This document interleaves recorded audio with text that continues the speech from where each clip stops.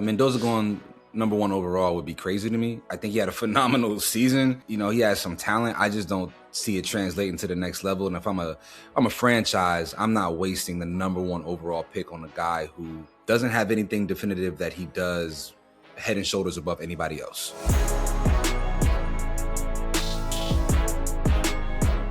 Rodney, it has been 132 years since we've seen a team go 16-0. The Indiana Hoosiers did it last night, capping off this historic season with the win in the national championship game over Miami, in Miami, with their Heisman Trophy quarterback, Fernando Mendoza.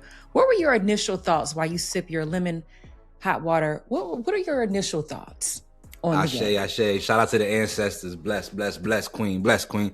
So my initial thoughts in the game were, wow, this was a really good game. And based on how Indiana steamrolled Alabama, I was not sure how Miami would be able to hang in there. So I was actually really appreciative of the fact that we had a legitimate, good national football championship game that was played.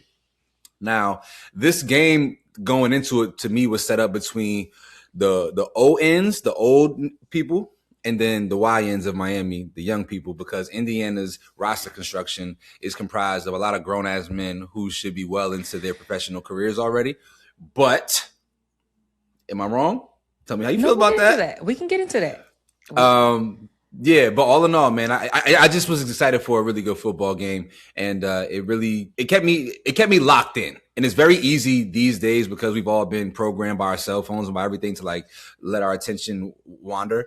And I didn't turn my head at all from this game other than to talk to the women at the party who were there with us. It got a little stagnant at a certain point. Where? First half? Yeah, it was a little stagnant. I think towards the end when they started scoring, it was like, okay.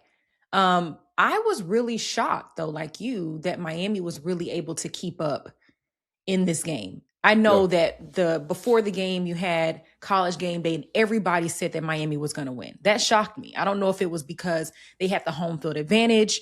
They thought that maybe there would be more fans there. I'm not sure, but apparently, like the Indiana fans, they travel. So it was really split. People were saying that it was more Indiana fans in there than Miami fans, which is crazy because y'all are right there. I can see that though, because the Miami fans blow their money on, and the IU fans, they got a lot of disposable income because it ain't nothing to do after you over there at IU. So you were saying it was a good game. It was a great game. People were already projecting that Carson Beck was going to do something crazy, which I thought was nuts. Like I'm on Twitter, like, and people are saying, okay, it's time for Carson Beck to throw a pick, and lo and behold, I was like, why y'all do that to that man? Yeah. And I do later in the show, I do want to get into like the fact that he has not been in school for 2 years. We'll get into Definitely that. But yeah, that was crazy. But yeah, Indiana, I mean, what a season for them. Their head coach is really giving like Saban 2.0. Like, I mean, very fickle, very methodical, just almost kind of anal and crazy, but it works. It works. It worked for his team. I saw a lot of people talking about, Fernando Mendoza may not be the best quarterback that we've seen in a while. They feel bad for Las Vegas because they're probably going to pick him with the first overall pick, but he's not that good. And I'm like, what do you expect college quarterbacks to do, right? Like, y'all watch the NFL and y'all think that same offense is going to be ran in the college level. It's not. It's a very simplified offense and defense that they run at the college level.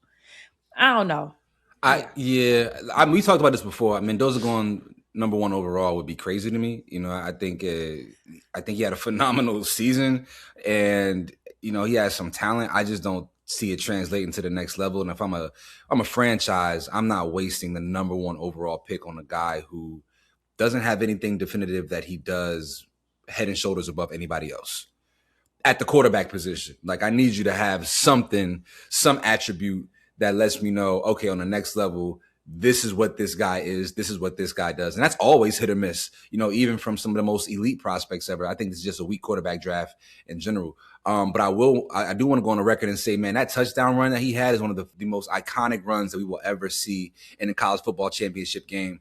And it's that kind of metal. It's that kind of plays that allow people to like fantasize about what he can be at the next level, because it was just one of those tough, gritty, all-time runs. It looked like something out the 60s that we don't really see that level of toughness anymore, and that level of determination extending after you've been blasted in the back. Like it's one of those plays that almost was like a movie. It looked scripted to a degree. Could have been. And some of those back shoulder throws on 4th and 5, like I ain't gonna front. He had a couple of throws that I was just like, damn, okay. I was surprised. So you still don't. So you. I don't think that DB he was thrown against is a top 3 round draft pick, and I think, they're older people playing against younger people. Yes, it is. It is. I did see that his brother's entering the portal, which I thought was interesting. They won the game, and then it's announced his brother is transferring. Can we have like a window of just like celebration? Can we go 12 hours of like celebrating the fact we won a national championship before we start talking about who's transferring out and in? Like, how do you even know you're ready to like how? Like, go sip a beer, bro. Go get yourself a Budweiser or something, man. Do you think that maybe after the game he was like, okay, it's my time, and they was like, well, no, because the TCU quarterback is transferring in. Right. So maybe he did wait. Yeah, but you don't wait till the night of the championship game to announce your intent. The night of the championship game is crazy. He wants teams to know I'm here. I'm available. Bro, wait till the morning. It was very interesting. Wait till the next sunrise. Anyway, you want to delve into Carson Beck not having taken a college class in 2 years? The people are old. The people are old. We've talked about the transfer portal, NIL. Yeah, for sure. At great lengths on this platform. But the people are getting, they need to be in school, right? I feel like at the end of the day, you are a student athlete. And I don't know if he was joking or not, but for him to say, I graduated 2 years ago, like I'm not in class. This is the USFL. That's what this has turned into. Kids are not going to school. They are just they're getting up in the morning, they're going to the facility, they're doing their workouts, they're doing their rehab, all the things. They go to practice, they go home. Nobody's going to school anymore. Why would you need to go to school? Well, in fairness, I think that's always been the case in college sports. If you're an elite prospect, I know a lot of college athletes that barely spend any time. You had to at least go to class, Rodney. We had class checkers at Auburn. That was a paid gig. Shout out to y'all. But y'all, if you could pay somebody to go check on somebody, you could pay somebody to lie about what they checked on. I'm just saying, yeah, for sure. At North Carolina, there's listen, I don't want to out nobody, but let me just say that people not going to class is not a new thing in collegiate sports. Now, you saying you ain't been in 2 years is a little problematic, right? And you shouldn't have make that announcement on camera in front of everybody in front of microphones leading up to a national championship game. I think you put a spotlight on something that inevitably is going to have to be corrected, and you're going to cost people some money because you wanted to be flashy about the fact that you're not taking classes, whether you being facetious or not. It was in bad taste. Right. And I don't know what the NCAA, like what their rules and protocols are for these kids that are older, right? Mm-hmm. I would think, though, that the NCAA would want you to be in class, doing something, getting some sort of degree.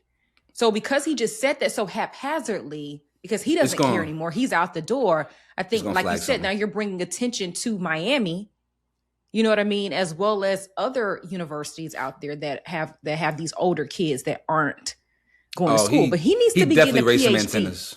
Yeah, he's eligible. He's eligible. You know what I've always wondered? When you're that old and you're a part of a collegiate atmosphere, like, are you dating college age women? Like, how, like romantically, socially? He got a joint, yeah, but for others, like, how much of the college experience are you still having?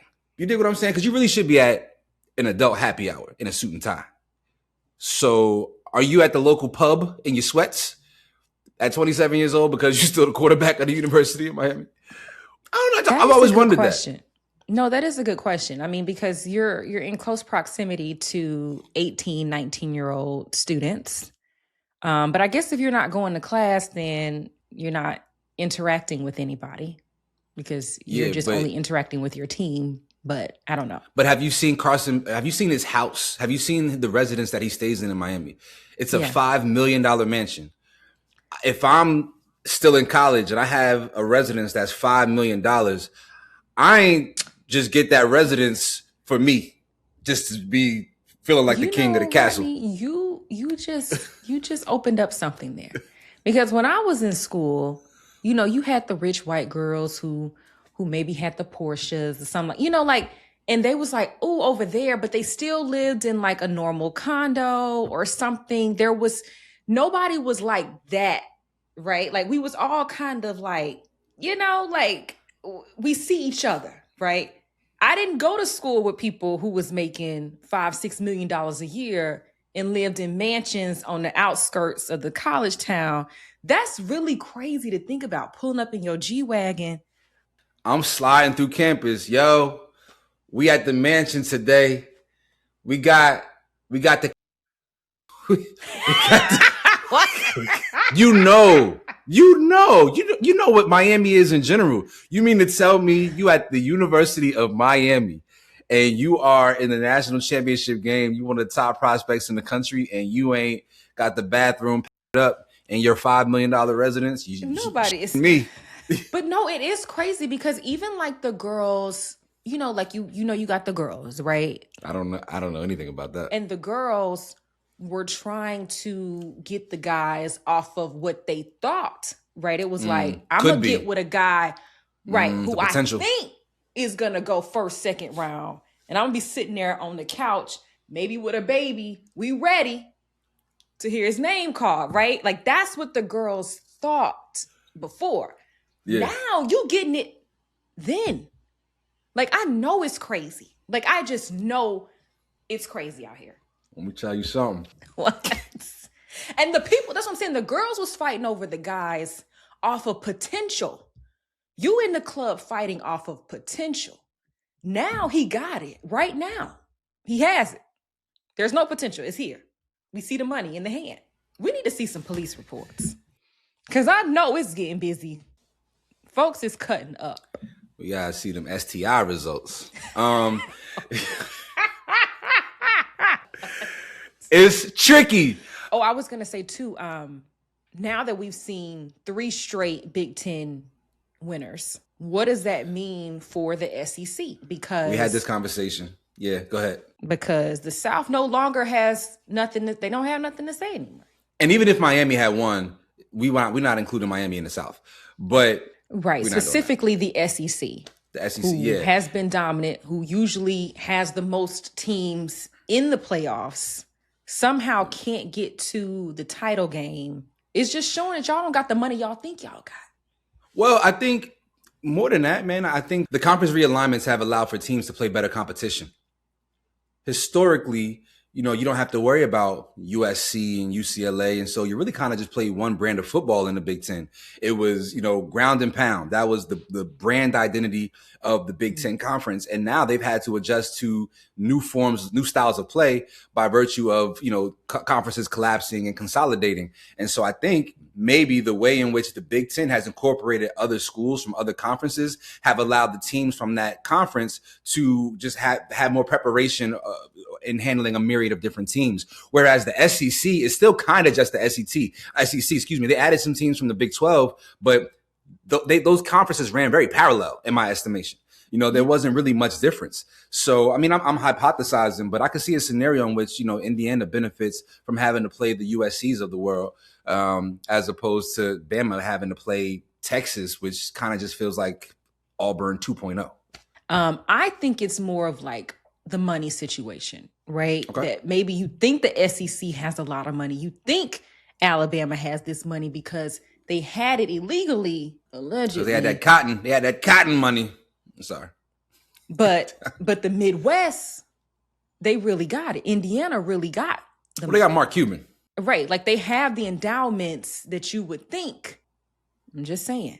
Now, Vanderbilt has a big endowment too, but they are too focused on academics, which is kind of crazy because y'all in Nashville, like they should really be bigger than they are. But they're too focused on academics, which is not a bad thing, but. I want to say pause so bad because you're talking about big endowments and things should be bigger, but I can't do that because that's inappropriate. But I swear on everything, I wanted to pause you like 3 times in a row. You violating, sis. There's rules to this, okay? Know what you're saying. Yeah, I don't know.